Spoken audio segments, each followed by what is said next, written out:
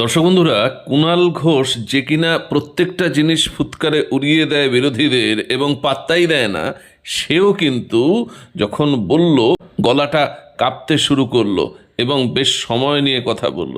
কেন বলছি?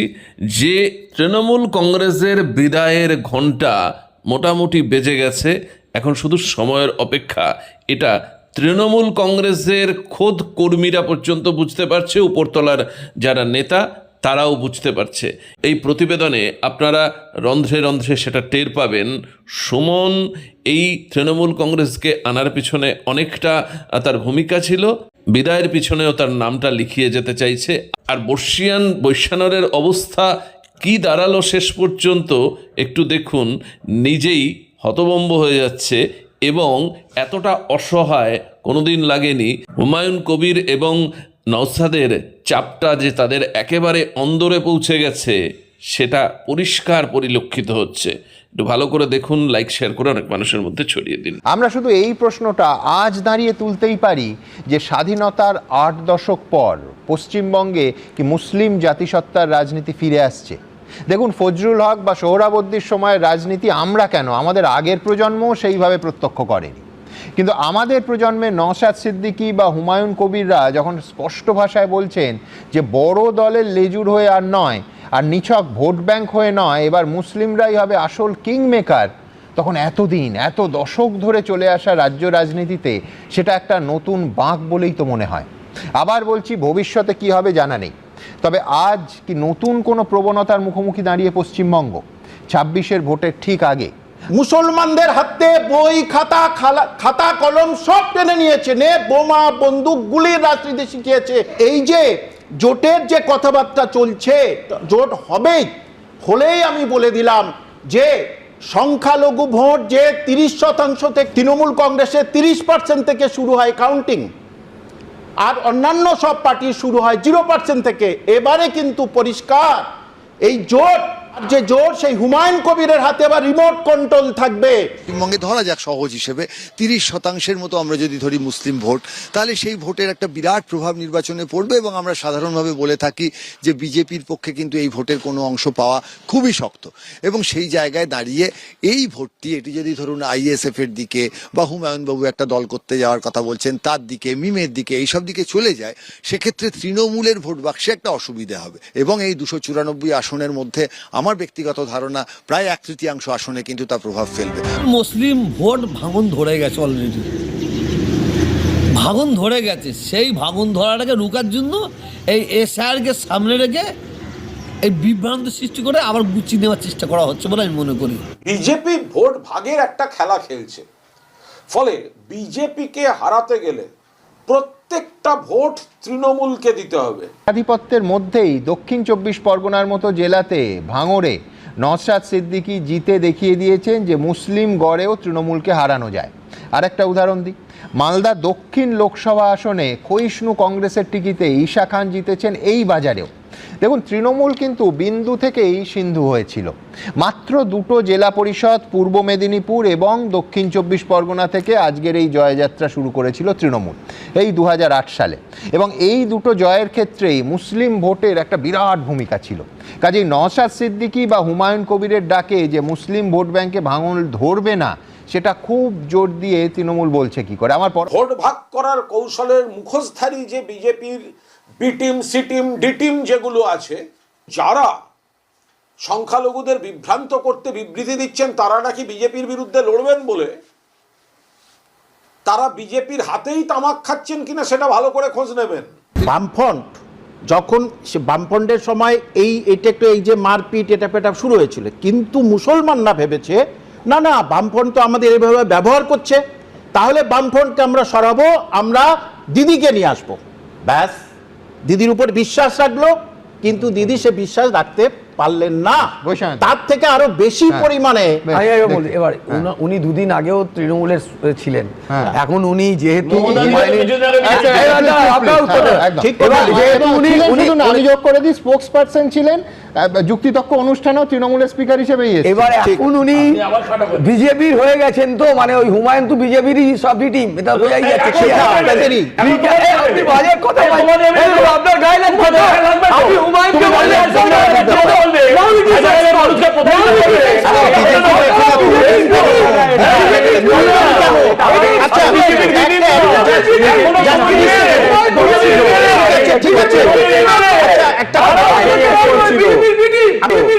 আমি 30 সেকেন্ড, জাস্ট 30 সেকেন্ড, আপনারা ভোট কাটার ঠিক জন্য আছে, 30 সেকেন্ড, ঠিক আছে, তৃণমূলের ক্ষতি করে আমি বিজেপিকে বলছি, নিয়ে আসতে আপনার চাইছেন। উত্তর দিচ্ছি। কংগ্রেস আরো যে সমস্ত ফোর্স গুলো আছে তাদের সাথে আলোচনা চলছে। সেলিম সাহেবরা বসুন, সুজন বাবুরা বসুন, নওশাদ সাহেব বসুন, আব্বাস ভাইজান বসুন। পশ্চিমবঙ্গের রাজনীতিতে 26-এর আগে একাধিক নতুন ন্যারেটিভের জন্ম হচ্ছে। কোনোদিন কি ভাবা গেছিল যে তৃণমূলের বিরুদ্ধে 1.5 দশক ধরে লাগাতার অভিযোগ উঠেছে মুসলমান তোষণের, সেই তৃণমূলের বিরুদ্ধেই মুসলিম নেতা খাতায় কলমে, যিনি এখনও তৃণমূল বিধায়ক, তিনি লাগাতার অভিযোগ তুলছেন হিন্দু তোষণের। হুমায়ুন কবির বলছেন সরকারি টাকায় মহাকাল মন্দির থেকে দুর্গাঙ্গন, দুর্গাঙ্গন থেকে জগন্নাথ মন্দির, এইটা তৃণমূল কংগ্রেস করতে পারে, কিন্তু তিনি যখন বাবরি মসজিদ করতে যাচ্ছেন বাধা দিচ্ছে তৃণমূল। বৈশ্বনাথ চট্টোপাধ্যায়, আমার পরের বক্তা, নিশ্চয়ই মানবেন যে মুসলিম ভোটারদের একটা অংশ যদি হুমায়ুনের এই ন্যারেটিভে বিশ্বাস করে, তৃণমূলের বিপদ বাড়তে পারে। আমি প্রথমে একটা কথা বলবো যে মন্দির মসজিদের রাজনীতির কাছে বাংলা কোনোদিন আপোষ করবে বলে আমার মনে হয় না। আর বাঙালিদের মন্দিরও করে যাবে, মসজিদও করবে, ব্যাস। পরিষ্কার করছি। হ্যাঁ, সজল প্লিজ। এটা আমি একটা কথা বলছি, বাঙালিদের এত বোকা ভাববার কোনো কারণ নেই। এই যে হুমায়ুন কবিরকে দিয়ে যেটা ওয়াসি করে, বিভিন্ন রাজ্যে গিয়ে মুসলিম ভোটটাকে ভাগ করার চেষ্টা করে, এখানে হুমায়ুন যেটা করছে তার কথা থেকেই এটা স্পষ্ট। হুমায়ুন 2019 সালে কোন দলের প্রার্থী ছিল? বিজেপির প্রার্থী ছিল, তার আগেও কংগ্রেসে ছিল, তারপরে তৃণমূলে। এই যে একটা লোক যার কোনো আদর্শগত অবস্থান নেই, বারবার দল পাল্টায়, গিরগিটির মতো দল পাল্টায়, তার কথাটা কতটা গ্রহণযোগ্য হবে নিশ্চয়ই বাঙালি মানুষরা এটা গ্রহণীয় বিবেচনা করবেন। আমি একটা কথা বলছি, অর্জুন সিংকে নেয়ার আগে আপনারা এটা ভাবেন না? আপনি দেখুন, আপনি তো আমার কথা হুমায়ুন বেরিয়ে গেলে তখন মনে হয় পড়তেই পারে। আমি বলুন যে এই মুহূর্তে আদর্শহীন একটা রাজনৈতিক ব্যক্তিত্ব, যিনি বারবার জামা পাল্টানোর মতো, চতুর্থবারও বিজেপির শোচনীয় পরাজয় হবে এই বাংলার মাটিতে। এটা দেখে রাখুন, যারা ভাগাভাগি করতে চাইছেন, বিজেপিকে সাহায্য করতে চাইছেন পেছনের দরজা থেকে, তারা কিন্তু পারবেন না। আর হুমায়ুন কবির হলো একটা নীতিহীন, আদর্শহীন একটা রাজনৈতিক ব্যক্তিত্ব, যিনি বারবার জামা পাল্টানোর মতো দল পাল্টেছেন।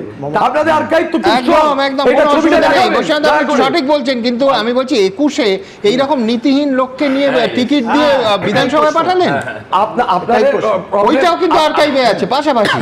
আপনারা তো আসল জায়গাটা দেখাতে চাইছেন না, যে এই যে হুমায়ুন কবিরকে কারা তৈরি করছে, কারা সাহায্য করছে, কারা আপনি টিকিট দিয়ে তো তৈরি করে ফেলেছেন। একটা লোক ছবার একটা রাজনৈতিক দল পাল্টেছে, তাকে আপনি আপনার দল করতে চাইছেন না।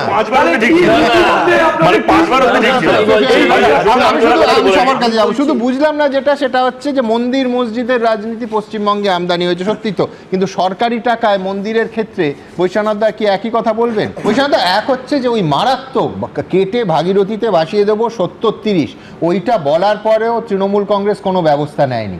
কার্যত আপনি দল পাল্টানোকে সমালোচনা করলেন, আমার ভালো লাগলো, কারণ এই নৈতিকতার অবস্থানগুলো তো আমার ভালো লাগে, কিন্তু দল পাল্টানোর পর তো তিনি পুরস্কৃত হলেন, মন্ত্রী হয়েছিলেন। একে হুমায়ুন কবিরকে বারবার সতর্ক করা হয়েছে যে উনি এমন এমন কথা বলতেন, তাতে পার্টি বিব্রত বোধ করতো এবং বিরক্ত হতো, তাকে বারবার সেখানে শোকজ করা হয়েছে। আপনি যদি এই স্টুডিওতে উল্টে 70-30-এর কথাটা এদিক ওদিক পাল্টে বলেন, গোষ্ঠী পাল্টে, তাহলে আমার ধারণা আপনি পুরনো নেতা হওয়া সত্ত্বেও পুলিশ আপনাকে বিরুদ্ধে ব্যবস্থা নেবে, কিন্তু হুমায়ুন কবিরের বিরুদ্ধে কোনো ব্যবস্থা হয়নি। বিজেপির সাথে হাত মিলিয়ে হুমায়ুন চেষ্টা করছে তৃণমূল কংগ্রেসের ক্ষতি করার। এটা একটা ছোট্ট বাচ্চা ছেলে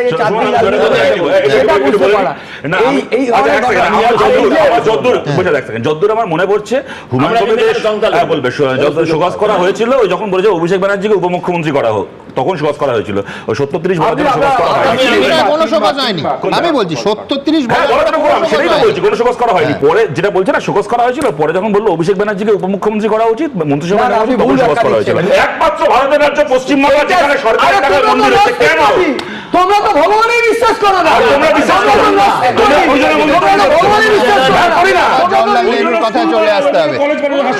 সজল না, আমার প্রশ্ন হচ্ছে তিনবার একজনকে শোকজ করা হয়েছে, তো শোকজেই আপনি থেমে থেকেছেন কেন? আজকে নিশ্চয়ই করবো না, কিন্তু যাকে আজকে বুঝতে পেরেছেন এ ঘোষিত ভাবে বিজেপির বিটিম, তাকে তৃণমূলের বিধায়ক রেখেছেন কেন? আজকে এই প্রশ্নটার উত্তর দিতে হবে। সাসপেন্ড কেন করবেন?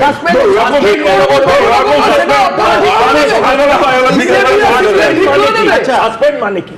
সাসপেন্ড মানে সাময়িক, তার মানে তিনি এখন সেটা অন্তত আপনি ঠিক করতে পারবেন।